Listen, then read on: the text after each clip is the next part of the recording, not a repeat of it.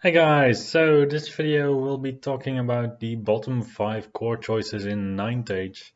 I'm quite excited for this video because, well, core is what we all have to take and we don't want to take it at all, but in the end you can't really avoid it in order to build an army. So usually having a good core means that at least about 25% of your army is in quite good shape. So the bottom 5 is you don't really want to take this because, well, if you take this just as your core pod, probably you're not going to be in a very good shape for the battle. However, by now, ninth age is quite balanced, I would say. So there will be some choices that people are not going to agree with, I guess. But then, without further ado, let's get into it. My number 5 pick for the bottom 5. So, still the best out of the worst is going to be the Saurian Ancient Skink Braves. Um, I know people will not agree with me on this, but well, I've never really seen them on the field, so maybe that's also why. But if I look at the profile, then I only see just something that is not really meant for combat, but that can only do combat. So you have a defensive of 2, a resilience of 2, an armor of 1. You can take a shield so you can get parry on your defensive 2, so that's quite nice. But with armor 2 in the end and resilience 2, you do have victim stats basically. And then you only have 1 attack at offensive 2, which is also awful at strength 3. Um, Offensively, it doesn't really make that much of a difference that you're only offensive 2 because you will only start to hit on 5 plus against defensive 6. So that is not even too bad compared to some other choices. However, they are not good in combat. So my interpretation is that they're only good as reasonably fast scoring. But then again, some people build a Death Star out of it, with all kinds of skin characters, with most notably 2 breath weapons, I believe, and then some Gaimons. And then the Gaimons, they go in the unit in the second rank, and they can add 3 attacks apiece, I believe, at strength 6. So that is quite decent with Born Predator. So basically, it's the Gaimons that make the skins a bit better. Alternatively, you can play them just as a 135 point unit.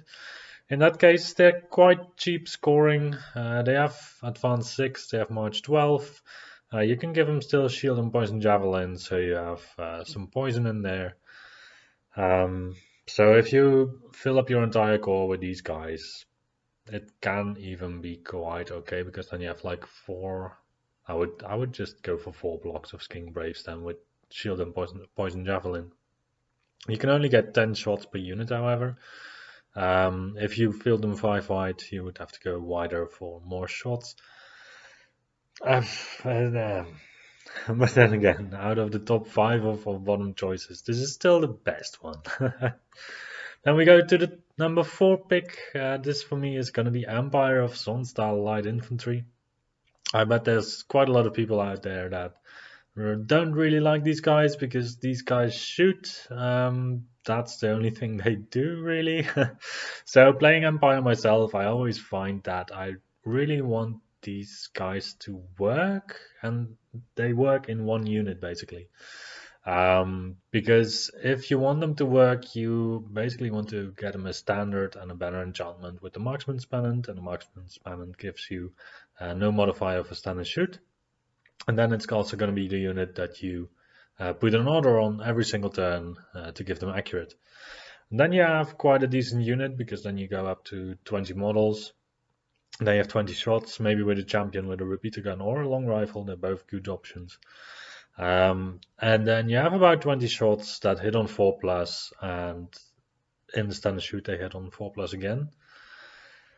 So that's like 20 hits normally at strength 4, which is not too bad. Yeah, it's quite good actually.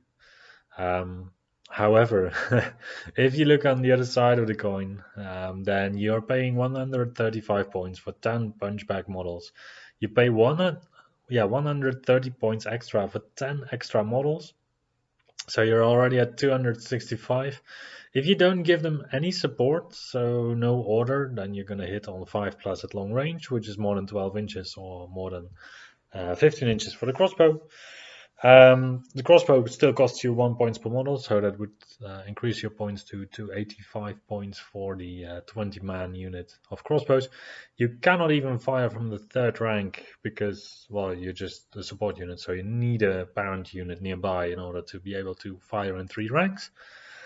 And otherwise, well, you just one attack, offensive 3, strength 3, defensive 3, resilience 3, armor 0. So you basically have the kind of the same stats as the skinks. You have a defense higher, but you don't have parry, and you have a resilience higher, but you don't have any armor. So you really have victim stats. You have discipline 7. You really need an army around these guys to make them work. And that is also why I think that it's quite essential that you invest in the guys through other choices, which also makes it kind of impossible to run like 3 different units of 20 of these guys. But if you go for a very heavy core army with Empire of SONNSTAHL, which is also a lot of fun, you can get away with it. You do need the orders though to give them accurate, because they really shine with accurate and they really don't shine without it. Then for the number 3 pick, this is going to be the Kingdom of Aquitaine Peasant Levy to me. And the main reason here, I think, is because it doesn't really work with the rest of the army.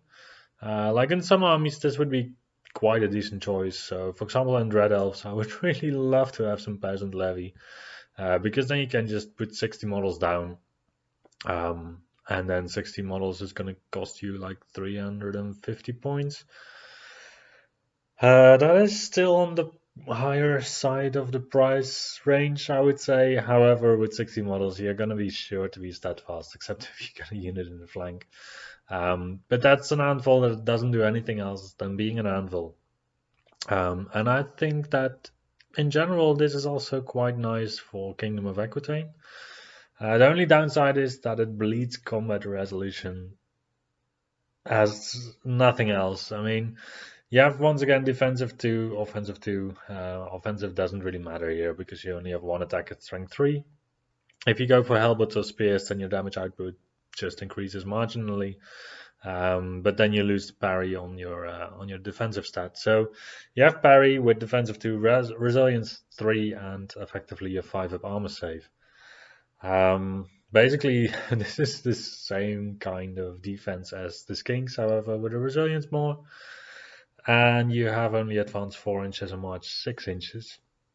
You combine this with a discipline of 5, which means that they have to be close to the general or some other knights in order to at least function.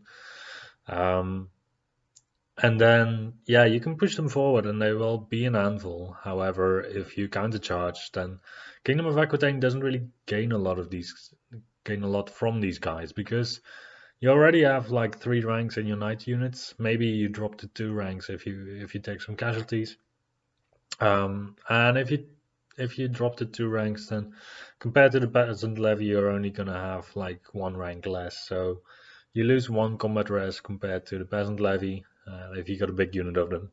However, the combat resolution that your opponent gets from the Peasant Levy being involved in the combat is going to be impressive, to say the least, compared to the knights that he could target. Yeah, so my number 3 is going to be the Peasant Levy. For the number 2, it's a pick that I also don't see used that often. You still see it sometimes.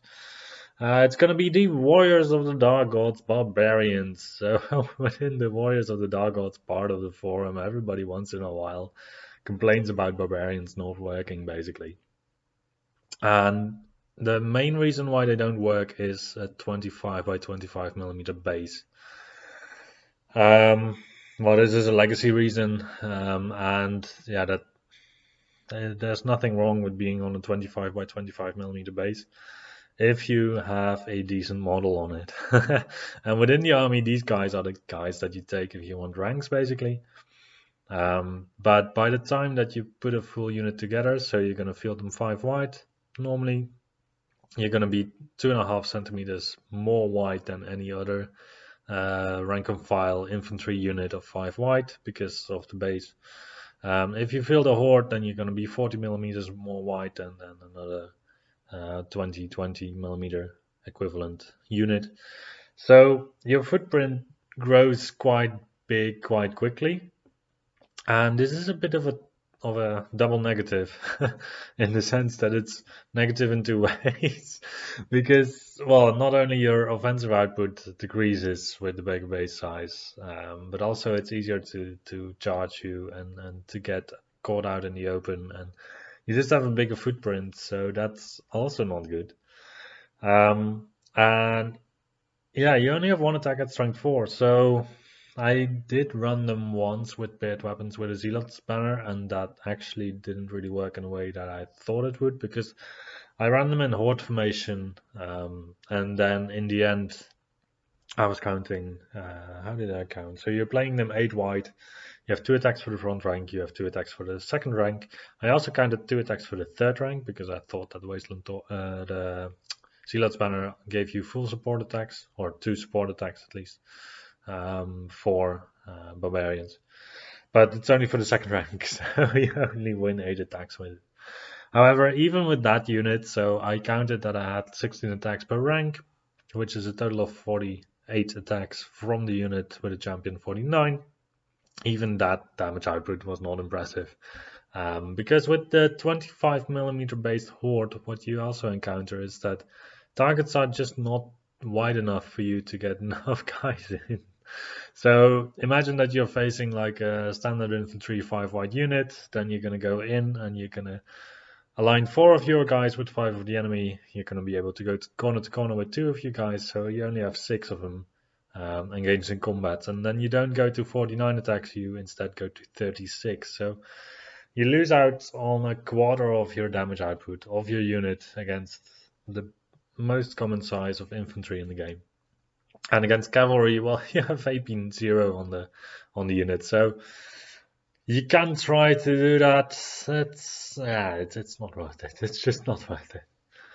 Also, one extra downside of the 25 millimeter base is that because you are more wide, the wheels also take way longer than with the smaller base. So on a unit with advance 4 and March 8, you really start to feel the difference of having to wheel like 1 inch of movement extra in order to do a 90-degree wheel, more or less. That is really crippling as well. It's unbelievable, but it's just a unit that doesn't work if you don't have enough damage output on the unit. In addition, you still have AP0. AP0 is not good enough. So you ideally want the Rending Banner, or you want to give them Spear and Shield. If you give them Spear and Shield, they go to 10 points per model, effectively. If you give them Great Weapons, they also go to the same price, and then they only have light armor, so they drop like flies.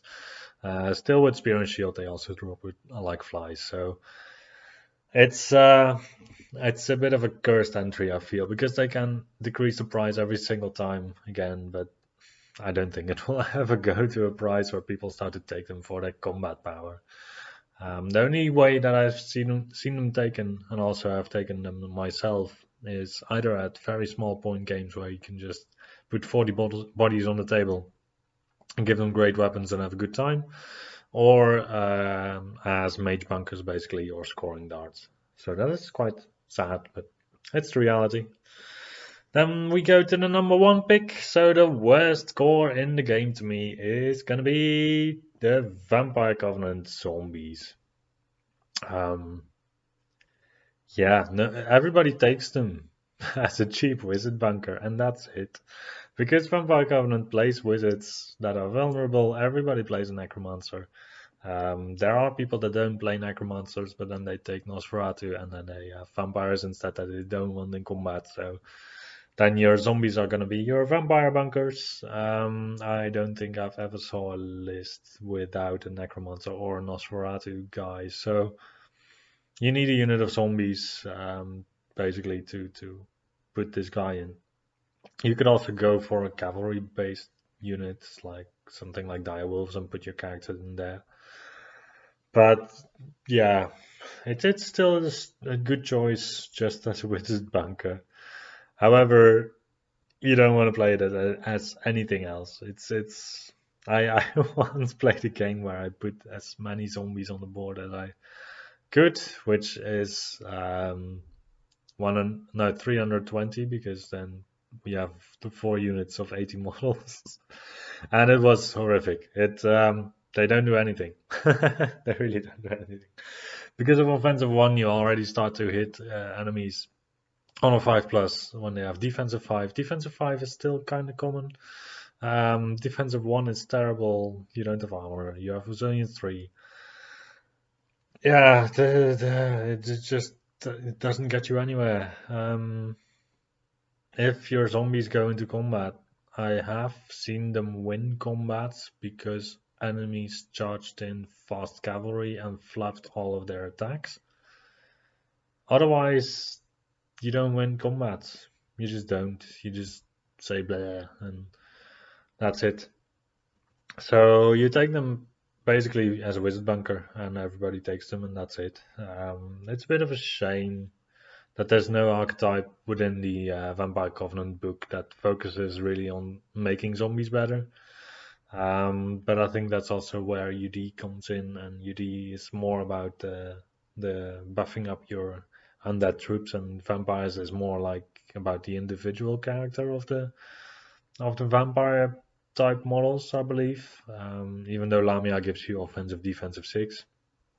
So you could go for Lamia, give them offensive, defensive 6, and then regret that you went for zombies, basically. Yeah, so that's gonna be it for me. I am sure that there's gonna be other suggestions on what the worst core is in your views. I had some other picks that I thought were quite bad, and they didn't make the list in the end, but that were the skeletons also. Fallen from the Warriors, and Imps from Demon Legions. However, there's still scenarios where they're quite good, so I just went with these now, because I think these are the most universally bad core choices in 9th Age. Thank you for watching, and I'll see you the next time.